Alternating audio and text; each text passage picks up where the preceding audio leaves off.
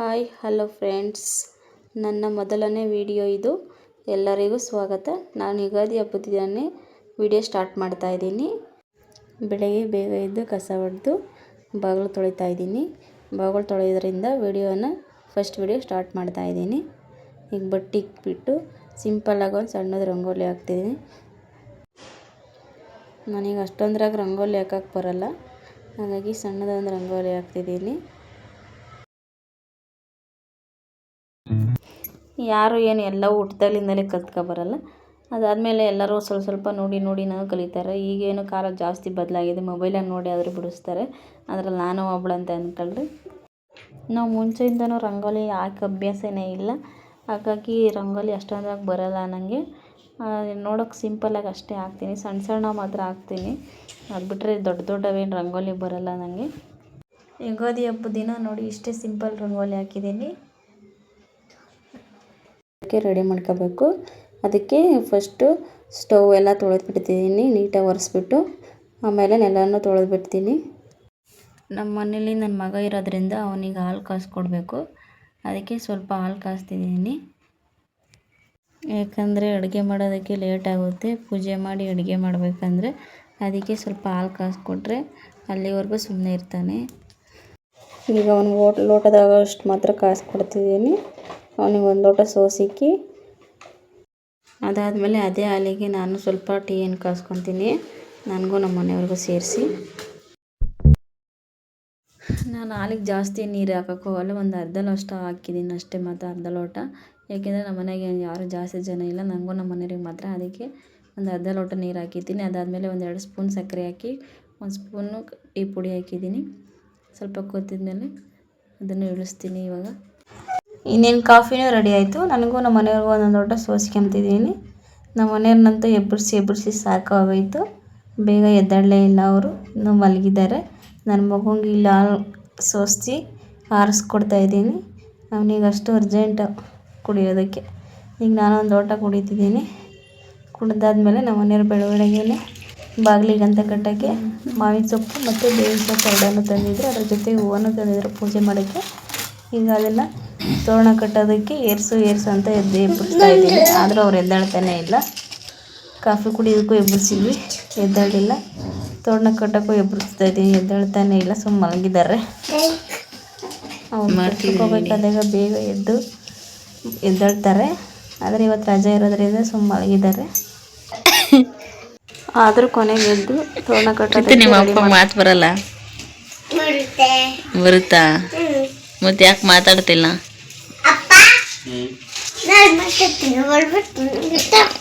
ಮತ್ತು ನಾನು ಮಾತಾಡ್ಸಿದ್ರೆ ಮಾತಾಡಲ್ಲ? ಅಮ್ಮೋ ನೋಡು,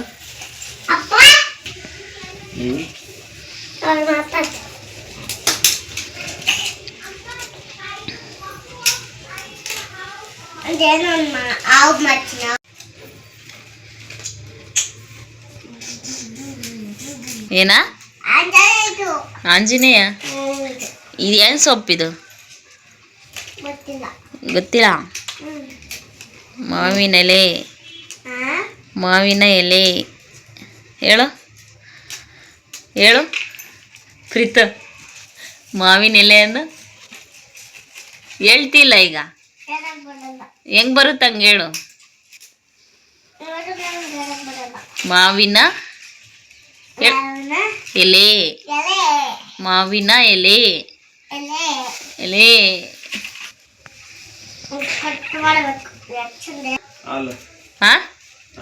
ಹಾಲು ಪರ್ವಕ್ಕೆದಾಗ ಎಣ್ಣೆ ಹೊಡಕ ಬಂದಿದ ಮೋಹನ್ ಬಿಟ್ಟು ಬಂದಾಗ. ಮತ್ತೆ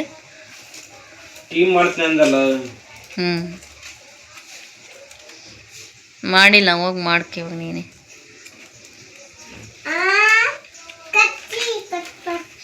ಟೀ ಮಾಡಿ ಎಬ್ಬರಿಸಿ ಕ್ವಾ ಅಂತಂದಂದ್ರೂ ನಿದ್ದೆ ಬದೈತೆ ಮಕ್ಕಂಡು ನಾನು ಸಿಟ್ಟ ತೆರೆ ಎತ್ತಿಗ್ದೆ. ನಾವೇ ಕುಡಿದ್ವಿ.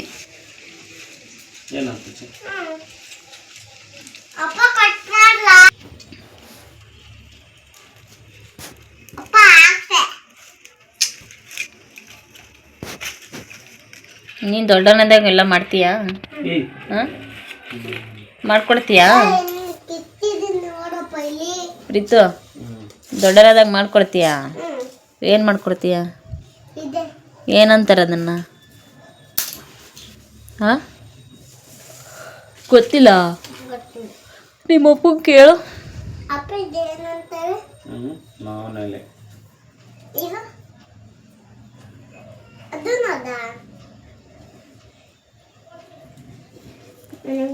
ಇದನ್ನೇನಂತಾರೆ?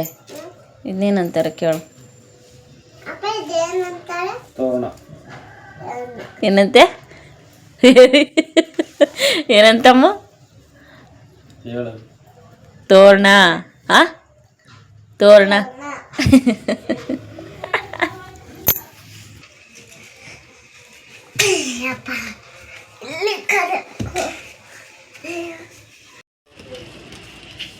ಫೈನಲಿ ನಮ್ಮ ಬಾಗಿಲಿಗೆ ತೋರಣ ರೆಡಿ ಆಯಿತು. ನೋಡಿ ಯಾವ ರೀತಿ ಕಾಣ್ತಿದೆ, ಚಿಕ್ಕ ಬಾಗಿಲು. ಹಾಗಾಗಿ ಸ್ವಲ್ಪ ಸುಮಾರಕ್ಕೆ ರೆಡಿ ಮಾಡಿದ್ದಾರೆ. ಅದಕ್ಕೆ ಸ್ವಲ್ಪ ಬೇವಿನ ಸೊಪ್ಪನ್ನು ಸೇರಿಸಿ ತೋರಣ ರೆಡಿ ಮಾಡಿ ಹಾಕ್ತಿದ್ದಾರೆ. ಅದಾದಮೇಲೆ ಫಸ್ಟು ನನ್ನ ಮಗಳು ಸ್ನಾನ ಮಾಡಿಸಿ ರೆಡಿ ಮಾಡ್ತಿದ್ದಾರೆ. ಹಬ್ಬ ಆದಮೇಲೆ ಫಸ್ಟು ಮಕ್ಕಳು ರೆಡಿ ಆಗಬೇಕು. ಅವ್ರು ರೆಡಿಯಾಗಿ ಹೊಸ ಬಟ್ಟೆ ಇಕ್ಕೊಂಡ್ರೆ ನೋಡೋಕೆ ಒಂಥರ ಚೆಂದ ಕಾಣಿಸುತ್ತೆ. ಹಾಗಾಗಿ ಅವನಿಗೆ ಸ್ನಾನ ಮಾಡಿಸಿ ಫಸ್ಟ್ ಬಟ್ಟೆ ಇಕ್ತಾಯಿದ್ದಾರೆ ನಮ್ಮ ಮನೆಯವರು. ಅವನು ಬನ್ನೀನು ಅಷ್ಟೊಂದ್ರಾಗ ಇಕ್ಕೊಳ್ಳಲ್ಲ. ಇವಾಗ ಫಸ್ಟ್ ಟೈಮ್ ಇಕ್ಕೊಳ್ಳೋದ್ರಿಂದ ಅದನ್ನೇ ನೋಡ್ತಾ ಇದ್ದಾನೆ, ಹೆಂಗೆ ಕಾಣ್ತೀನಿ ಏನು ಅಂತಂದು. ಅದಾದಮೇಲೆ ಒಂದೆರಡು ಫೋಟೋ ತೆಗಿ ಮಮ್ಮಿ, ನಾನು ಹೇಗೆ ಕಾಣ್ತೀನಿ ನೋಡೋಣ ಅಂತಂದೇಳಿ ಒಂದೆರಡು ಪೋಸು ಕೊಟ್ಟು ಫೋಟೋ ತೆಗೆಸ್ಕೊಂಡ ಬನೀನಲ್ಲಿ. ಅದಾದಮೇಲೆ ಹೊಸ ಬಟ್ಟೆ ಇಕ್ಕಂತಿದ್ದಾನೆ. ಅವನಿಗೆ ಖುಷಿ. ಅವ್ರ ಅಪ್ಪಂಗೆ ಹೇಳ್ತಿದ್ದಾನೆ, ಆ ಶರ್ಟ್ ಇಕ್ಬಿಟ್ಟು ಗುಂಡಿ ಹಾಕ್ಬೇಡ, ಹಂಗೆ ಓಪನ್ ಬಿಡು ಅಂತಂದು. ಏಕೆಂದರೆ ಅವನಿಗೆ ಅದೇ ಥರ ಇರಬೇಕಂತೆ. ಅವರಪ್ಪ ಬಾರ ಚೆನ್ನಾಗಿ ಕಾಣಲ್ಲ ಅಂತಂದು ಹೇಳ್ಬಿಟ್ಟು ಗುಂಡಿ ಹಾಕ್ತಿದ್ದಾನೆ. ಆದರೆ ಅವ್ನು ಬೇಡ ಬೇಡ ಅಂತಾನೆ. ಫೈನಲಿ ಅವರಪ್ಪ ಗುಂಡಿನೂ ಆಗ್ತಾಯಿದೆ. ಹೋಗತ್ತಂತ ಕಳಿಸ್ತು. ಅದಾದಮೇಲೆ ನನ್ನ ಮಗನ ಔಟ್ಫಿಟ್ ಈ ಥರ ಇತ್ತು. ಅದಾದಮೇಲೆ ನಮ್ಮ ಮನೆಯವ್ರು ಸ್ನಾನ ಮಾಡ್ಕೊಂಬಂದ್ಬಿಟ್ಟು ಅವರು ಪೂಜೆಗೆಲ್ಲ ರೆಡಿ ಮಾಡ್ಕೊಂಡು ಪೂಜೆ ಮಾಡ್ತಿದ್ದಾರೆ. ನಮ್ಮ ಮನೆಗೆ ಜಾಗ ಇಲ್ಲ ಅಂತಂದು ಹೇಳ್ಬಿಟ್ಟು ಫೋಟೋ ಇಡೋಕ್ಕೆ ಅಲ್ಲಿ ಸ್ವಲ್ಪ ಒಂದೇ ಒಂದು ಫೋಟೋ ಮಾತ್ರ ಇಟ್ಟಿದ್ದೀವಿ. ಅದಾದಮೇಲೆ ಎಲ್ಲ ರೆಡಿ ಮಾಡ್ಕೊಂಡು ಪೂಜೆ ಮಾಡ್ತಿದ್ದಾರೆ.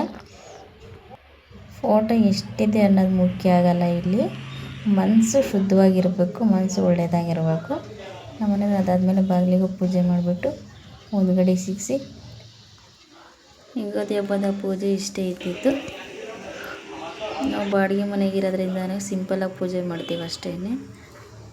ಯುಗಾದಿ ಹಬ್ಬದ ಊಟ ವೀಡಿಯೋ ನಾನೇ ಶೇರ್ ಮಾಡಿಲ್ಲ, ಯಾಕೆಂದರೆ ನನ್ನದೇ ಯೂಟ್ಯೂಬ್ ಚಾನಲ್ ಇದೆ, ಮೇಘಮಹಿ ಯೂಟ್ಯೂಬ್ ಚಾನಲ್ ಅಂತ. ಅದರಲ್ಲೇ ಕುಕ್ಕಿಂಗ್ ವ್ಲಾಗ್ ಮಾಡ್ತಾಯಿದ್ದೀನಿ, ಅದರಲ್ಲಿ ಶೇರ್ ಮಾಡ್ತೀನಿ. ಹಾಗಾಗಿ ವಿಡಿಯೋ ಏನು ಹಾಕಿಲ್ಲ.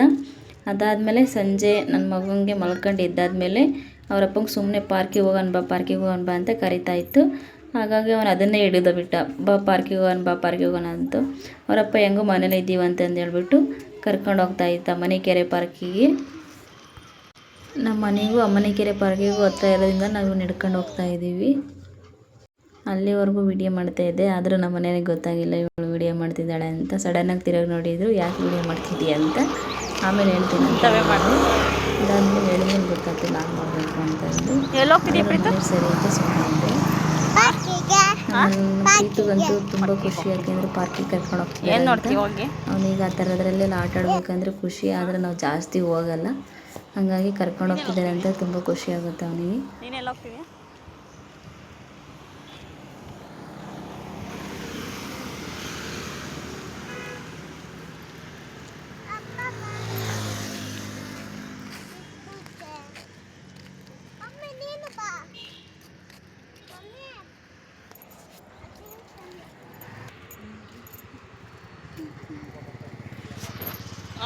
ಅದಕ್ಕೆ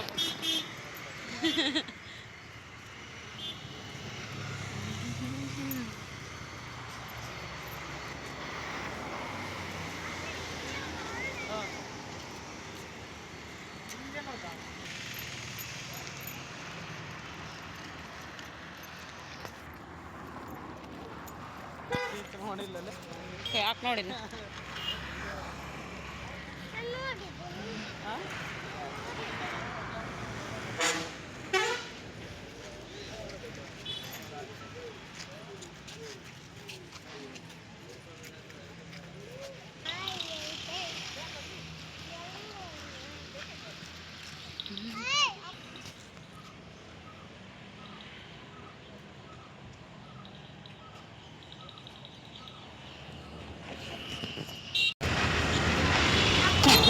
ಈಗ ನೋಡ್ದ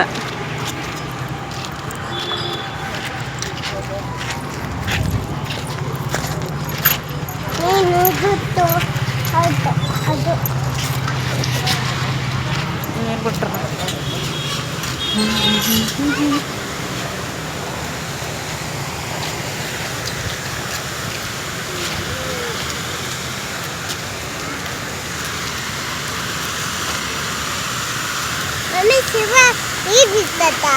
ಶಿವ ನೀರು ಬಿತ್ತೈತೆ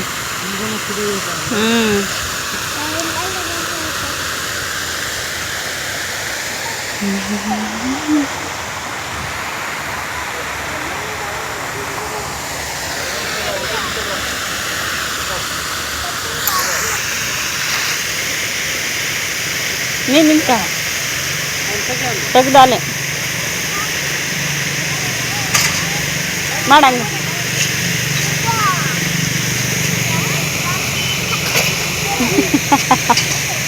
ಏ ಬಿಡ್ತೇನು ಆಗ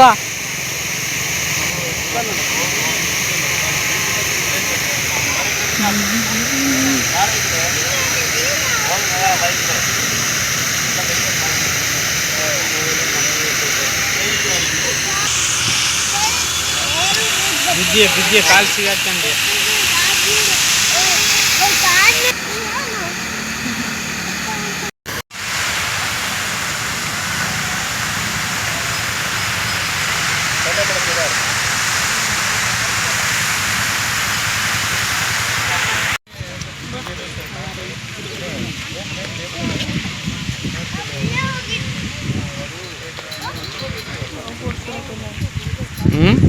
ಪಾರ್ಕಿಗೆ ಹೋದಾಗಲಿಂದ ನಮ್ಮ ಫ್ಯಾಮಿಲಿ ಗ್ರೂಪ್ ವಿಡಿಯೋ ಕಾಲ್ ಮಾಡಿತ್ತು, ಹಾಗಾಗಿ ಮಾತಾಡ್ತಿದ್ವಿ. ಅದಾದಮೇಲೆ ನಮ್ಮ ಮಹೇಶ್ನ ಫ್ರೆಂಡ್ ಕಾಲ್ ಮಾಡಿದ್ರು, ಅವ್ರಿಗೂ ಬರೋಕ್ಕೆ ಹೇಳಿದ್ವಿ ಪಾರ್ಕಿಗೆ. ಅವರು ಬಂದರು. ಹಾಗಾಗಿ 4 ಜನನೂ ಜೊತೇಲಿ ಪಾರ್ಕ್ ನೋಡ್ಕೊಂಡು ನೋಡೋಣ ಅಂತ ಸೆಲ್ಫಿ ತಗೊತಾ ಇದ್ದೀವಿ.